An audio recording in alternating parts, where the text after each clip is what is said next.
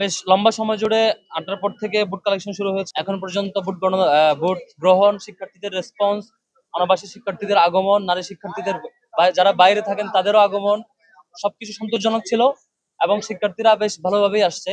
আর সবাই ভোট দিচ্ছেন, যার যার মতামত ব্যক্ত করছেন। আমরা আহ বেশ কিছু অসঙ্গতিও লক্ষ্য করেছি। বুথের ১০০ মিটারের মধ্যে যেখানে লাইনে দাঁড়ানো হচ্ছে, নির্বাচনের সেন্টার, ভোটিং সেন্টার, সেখানে ১০০ মিটারের মধ্যে লিফলেট বিতরণ বা এই ধরনের ক্যাম্পেইন, সেগুলো নিষেধাজ্ঞা ছিল। আমরা দেখছি ছাত্র দলের দিক থেকে একদম লাইনে এসে এসে ক্যাম্পেইন করা, লিফলেট দেওয়া, বিভিন্ন কাগজ দেওয়া, এই ধরনের অব্যাহত প্রত্যেকটা সেন্টারে ঘটেছে। আমরা কনসার্ন জানানোর পরও সেটা এখনো থামানো হয় নাই। এভাবে আহ, এগুলো আচরণবিধির লঙ্ঘন এবং যারা লাইনে দাঁড়াচ্ছে তাদের জন্য একটি বিরক্তির কারণও বটে। নির্বাচন কমিশন কেন ব্যবস্থা নিচ্ছে না আমরা জানি না, এখনো সেই পক্ষপাতদুষ্ট আচরণ করছে। একই সাথে ইসলামী আন্দোলন বাংলাদেশ নামে যে সংগঠনটি, তারা অভিযোগ জানিয়েছে, আপনারা দেখেছেন ইউল্যাবে তাদের পুলিং এজেন্টকে বের করে দিয়ে ছাত্র দলের পুলিং এজেন্টকে অ্যাক্সেস দেওয়া হয়েছে, এরকম অভিযোগ তারা দিয়েছে। এটিও খুবই কনসার্নের জায়গা। এই ধরনের আচরণগুলো খুবই পক্ষপাতদুষ্ট আচরণ এবং আহ প্রশাসন রীতিমতো আগের মতোই এখন পর্যন্ত এসব ব্যাপারে নীরব থাকছে। ছাত্র দলের ব্যাপারে কনসার্ন জানানোর পরও ইমিডিয়েট যে অ্যাকশন নেওয়ার কথা ছিল সেটি না নিয়ে এখনো নীরব ভূমিকা, খুবই দুঃখজনক।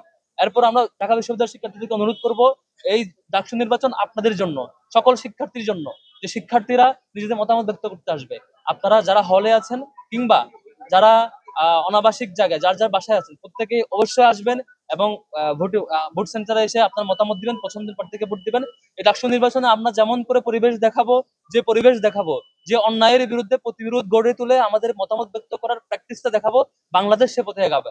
আমরা যদি ভালোভাবে দেখাতে পারি যে গণতান্ত্রিক প্র্যাকটিসটা ঠিকভাবে করা যায়, আমরা যদি দেখাতে পারি যে কোনো অপশক্তি অপতৎপরতাকে রোধ করা যায়, আমরা যদি দেখাতে পারি আমাদের স্বাধীন মতামত ব্যক্ত করে পছন্দের প্রার্থীকে জিতিয়ে নিয়ে আসা যায়, আমরা যদি দেখাতে পারি আমাদের যে প্ল্যানে থাকুক না কেন, যে চক্রে যে প্ল্যানে থাকুক না কেন, আমরা শিক্ষার্থীরা যার যার জায়গা থেকে যার যার অধিকার প্র্যাকটিস করবে, অন্য কেউ এখানে বাজে প্র্যাকটিস করতে পারবে না, সেটুকু দেখাতে পারলে তবেই বাংলাদেশ সে পথে আগাবে।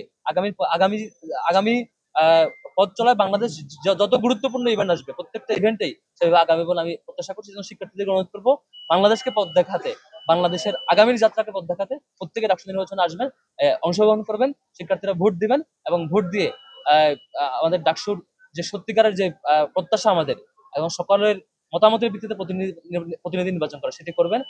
ফলে আমরা যদি সবাই মিলে অংশগ্রহণ করি, সবাই মিলে আসি, যারা অন্যায় করতে চায়, যারা অপতৎপরতা চালাতে চায়, যারা প্রশাসনকে ব্যবহার করে, তাদের দলীয় লোকজনকে ব্যবহার করে অন্য প্র্যাকটিস করতে চায়, তারা নিশ্চয়ই ব্যর্থ হবে। আমরা বারবার জানিয়েছি, এখনো ব্যবস্থা নেয় নাই। এবং ইসলামী আন্দোলন বাংলাদেশ তারাও তাদের পুলিং এজেন্টকে বের করে দেওয়ার যে ঘটনা, ইসলামী ছাত্র আন্দোলন বাংলাদেশ তাদের পুলিং এজেন্টকে বের করে দেওয়ার যে ঘটনা, সেই ঘটনায় তারা বারবার ফোন দিয়ে জানিয়েছে, এখনো তারা সেই ব্যবস্থার ফিডব্যাক পায়নি। তারা একটু আগেও জানিয়েছে তারা এখনো ফিডব্যাক পায়নি এবং তাদের পুলিং এজেন্ট এখনো সেখানে ঢুকতে পারেনি। এবং তারা সেখানে ঢুকে দেখেছে যে যে সংখ্যক সব দল মিলে বা অন্যান্য প্রার্থীর পুলিং এজেন্ট মিলে যে সংখ্যক থাকার কথা, সেই সংখ্যক ছাত্র দলের একারই পুলিং এজেন্ট ওখানে দাঁড়ানো, অথচ তাদেরকে আগে কার্ড দেওয়া হয় নাই, বা আগে সেই সংখ্যক যে পরিমাণ যেভাবে নিয়মতান্ত্রিক ভাবে দেওয়ার কথা সেভাবে দেওয়া হয়নি। তাহলে কি করে তারা ঢুকলো? এবং তাদের কনসার্নটা, ইসলামী ছাত্র আন্দোলন বাংলাদেশের কনসার্নটা কেন নেওয়া হলো না এখন পর্যন্ত, সেটা একটা শঙ্কার জায়গা।